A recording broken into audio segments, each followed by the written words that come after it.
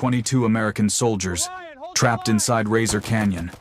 180 enemy fighters closing in from every direction. No air support, no escape routes. Ammo fading to almost nothing. Then out of the darkness, one single rifle shot, fired from a cliff everyone said couldn't be climbed. They were wrong, because the woman they had left behind had just reached the top, and she carried just enough rounds to change the fate of every man below. This is the story of Corporal Lena Marlowe, the sniper they called Night Echo, the soldier they dismissed, until the night when being unseen became the only reason anyone survived. Before we begin, tell us where you're watching from, and if you still believe courage matters, help keep their stories alive. The wind inside Razer Canyon cut through rock and bone alike. 22 members of Strike Team Orion crouched in the shadows of a collapsing mining wall, the ground shaking with every burst of enemy fire. Their ammo was running thin, their breathing was ragged, and the enemy force, almost 180 fighters, was closing in from all four sides. Captain Hale checked the ridge lines, hoping for a miracle. None appeared, not until a single rifle shot cracked through the canyon, sharp and clean, like a blade splitting the air. The muzzle flash came from a sheer cliff everyone had dismissed as impossible to climb. No ropes, no footholds, no way up at least. That was what they believed.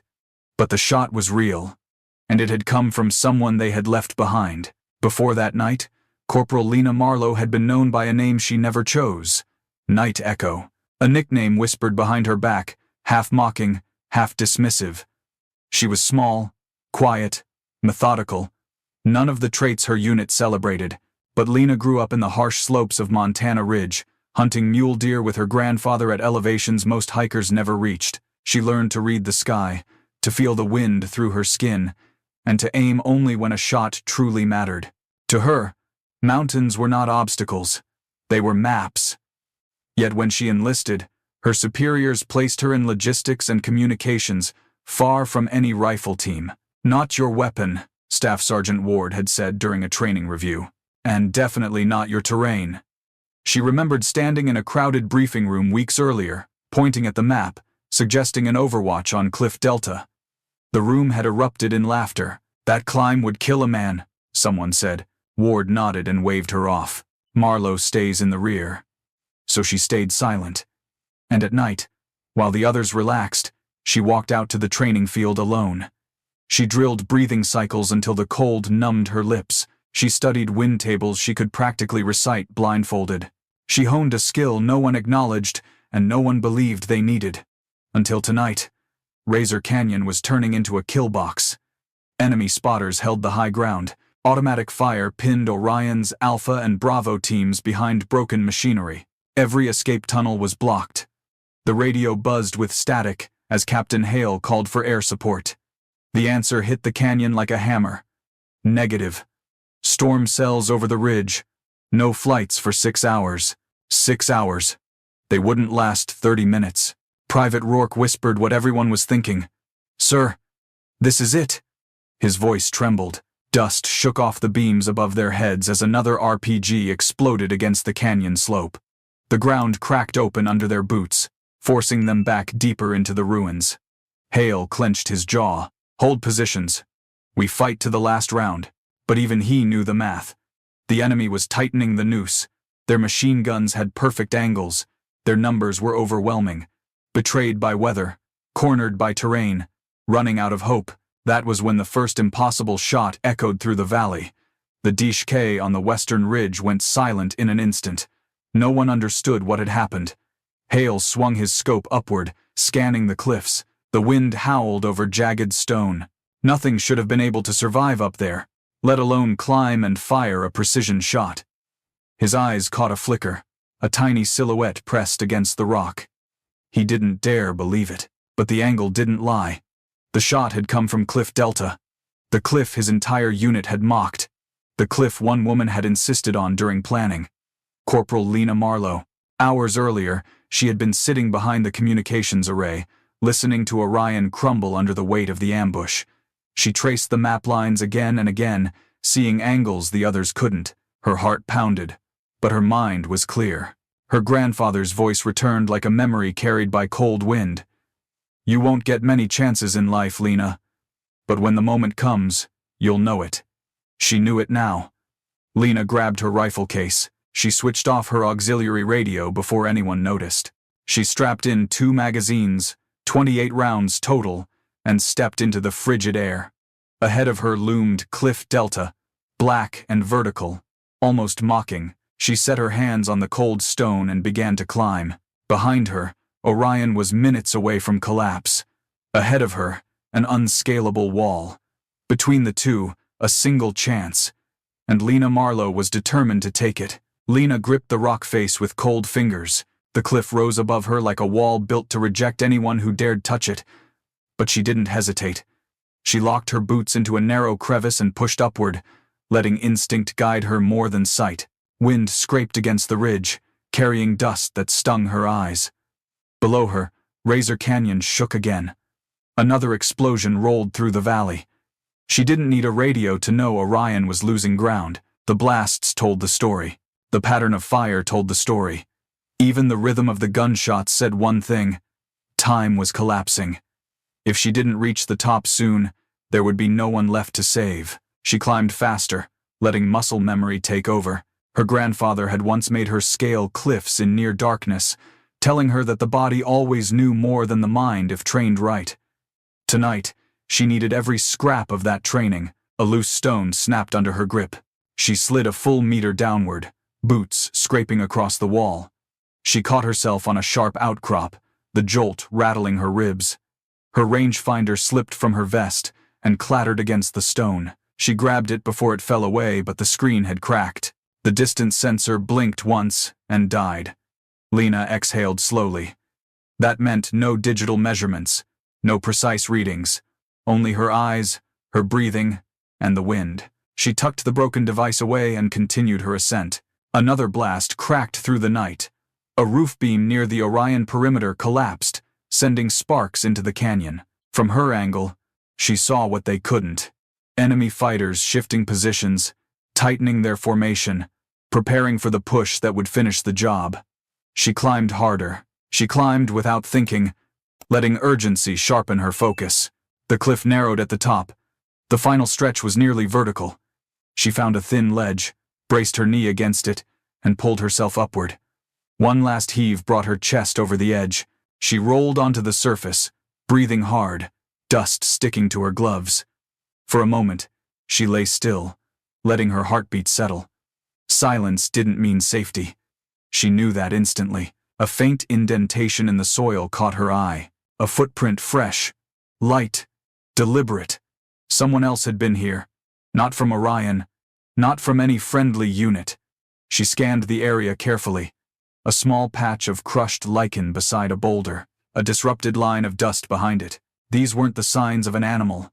They were the signs of a trained shooter moving stealthily. A hostile sniper was already on the ridge. Lena flattened herself behind a jagged stone and studied the shadows. No movement. No glint. No shine. That meant the shooter was either hidden well or watching the canyon for the perfect angle to strike Orion. She couldn't risk hunting him yet. Orion needed her shots immediately. Every second she spent searching was another second her team didn't have. She assembled her rifle quickly, hands steady despite the cold. She locked the bipod into a notch in the rock. She pressed her cheek against the stock, closing one eye. The canyon opened below her like a grid of danger. Muzzle flashes flickered across broken structures. Shadows darted between rusted machinery. She mapped every angle with practiced clarity. Her first target was obvious. The heavy machine gun on the west ridge was cutting Orion's Alpha team to pieces. Its operator was shielded by a steel plate, but his shoulder was exposed each time he adjusted his aim. Lena inhaled deeply. The wind shifted left, then right, then settled. She waited one heartbeat.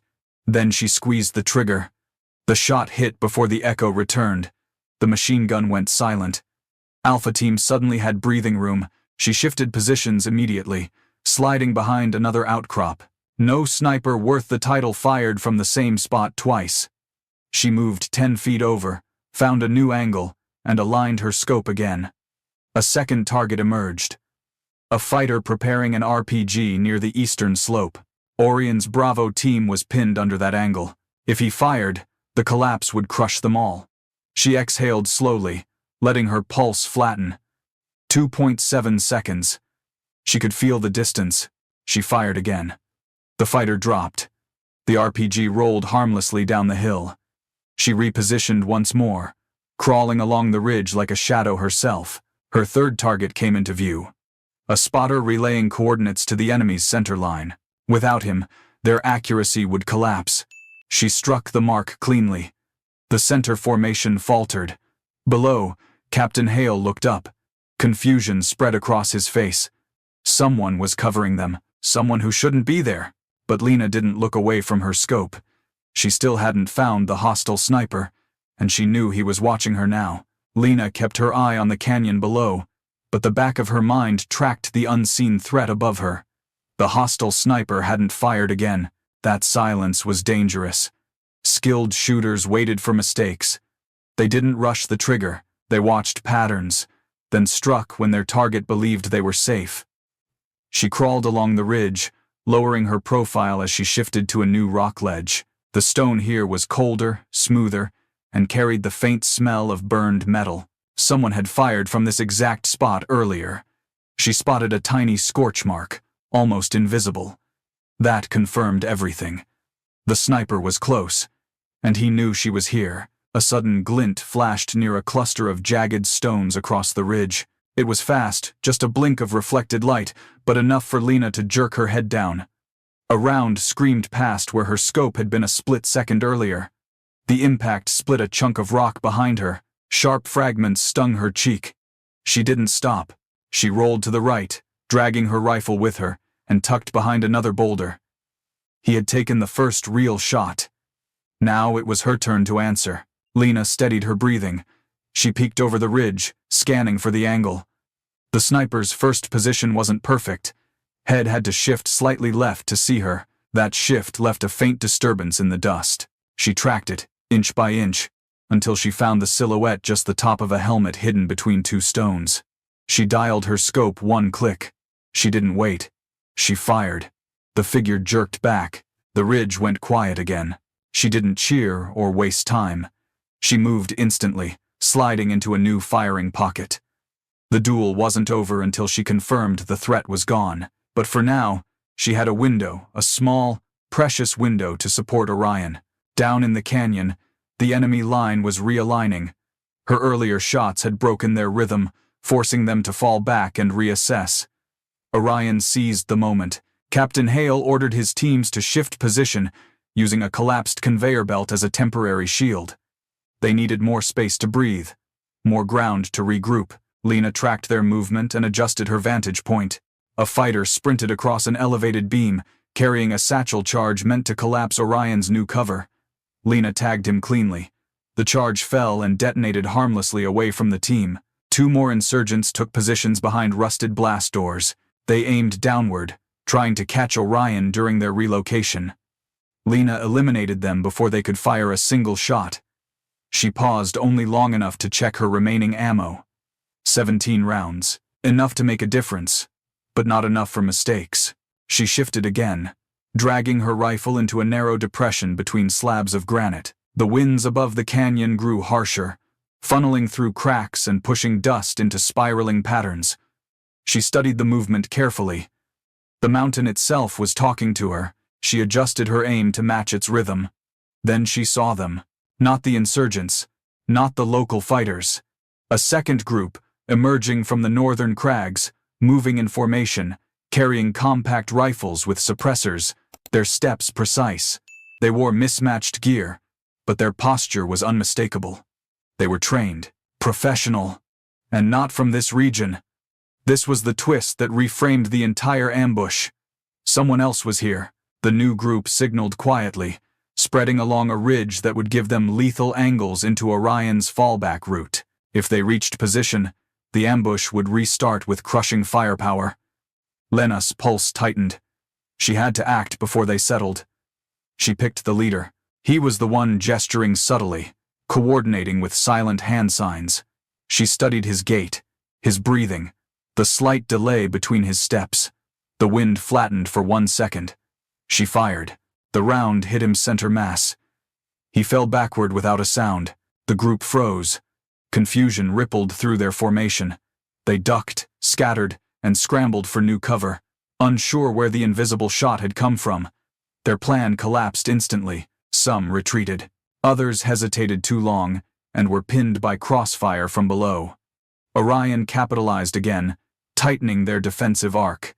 Lena used the chaos to take 2 more critical shots. One disabled a radio operator coordinating with the new group. The second struck a spotter preparing to mark targets down the canyon. Without them, the remaining fighters dissolved into panic. The tide shifted. Completely. Decisively. Captain Hale looked up toward the high ridge, finally spotting the faint shape moving between the rocks. He realized who it had to be. He didn't know how she climbed. He didn't know how she reached that vantage point. But he knew one thing. Whoever was firing those impossible shots was saving them 1 round at a time. Lena checked her scope again, scanning for threats. The heavy fire had diminished. The canyon air grew quieter. But the battle wasn't over. 3 pockets of resistance still held the high ground, and Lena Marlowe still had rounds left, enough to break the final chokehold. The canyon had grown quieter, but silence in a battlefield meant only one thing. Someone was preparing their next strike. Lena stayed low, crawling toward a sharper angle in the ridge. Her breathing had settled into a slow, deliberate rhythm. She wiped a streak of dust from her cheek and checked her remaining rounds. 5. Enough to end what was left if she spent them with absolute discipline. Below her, 3 pockets of enemy fighters were still holding strong. They occupied elevated terraces along the canyon wall, anchoring the last resistance. If they coordinated a counterattack, Orion's fragile advantage would vanish. Lena adjusted her scope, aligning her reticle with the first terrace. She studied each shape carefully, watching for the slightest movement. A fighter stepped out from behind a broken steel barrier, raising a rifle toward Orion's repositioning Bravo team. Lena exhaled and fired. The shot cut cleanly through the night. The man collapsed instantly. She ducked again, sliding left across the ridge to avoid leaving a pattern. Dust brushed across her gloves as the wind lifted, swirling in unpredictable currents. Her 4th-to-last round went to a gunner preparing to lob a fragmentation charge down onto the valley floor. The charge slipped from his hand, detonating harmlessly away from the team. She shifted again, this time to a narrow crevice that cut into the ridge like a natural trench. The position gave her a harder angle but more cover. The last terrace required precision. 2 fighters crouched behind a concrete drum, taking potshots toward the conveyor belt where Alpha Team was regrouping. The drum's curvature concealed most of their bodies. Only their arms and shoulders showed between bursts of recoil.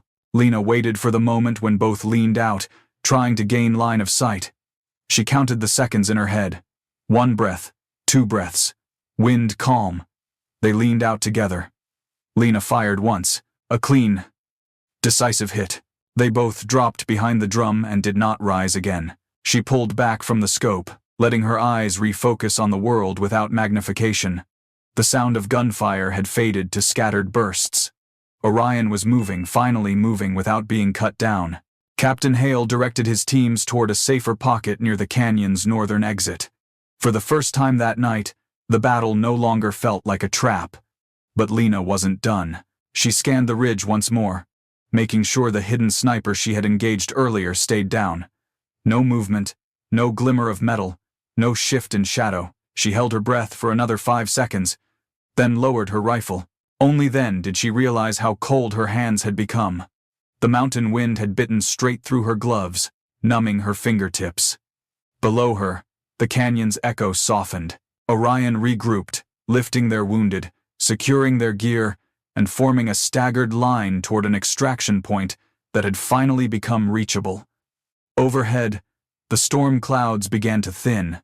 The first faint hum of helicopter rotors drifted through the air. The weather had finally broken. Lena stayed in position until the last troop cleared the kill zone.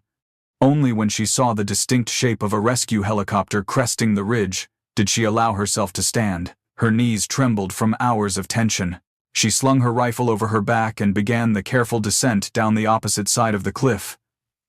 It was slower than the ascent, but safer. Each foothold mattered. Each drop of loose gravel reminded her how close she had skirted the edge.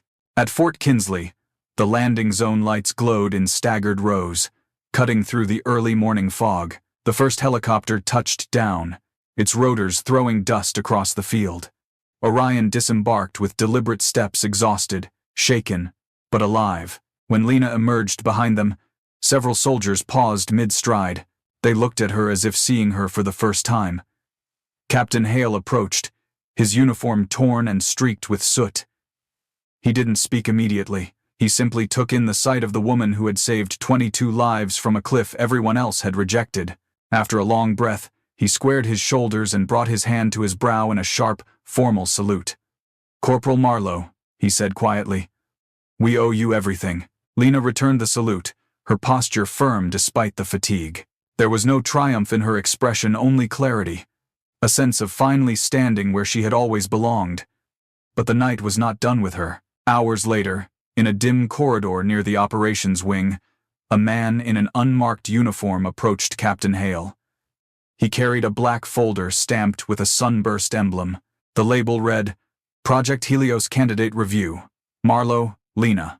We've been watching the footage," the man said, "and we have a mission that requires someone with her instincts." Hale glanced toward the door where Lena rested. "She just came back from hell." The man closed the folder. "Good," he said. "Shell be ready for the next one." If you enjoyed the story, consider sending a super chat to help bring more stories like this. Now, click on the video on the screen to hear another story that's just as powerful and captivating, with courage, sacrifice, and a choice that will leave you questioning everything you thought you knew about duty and justice.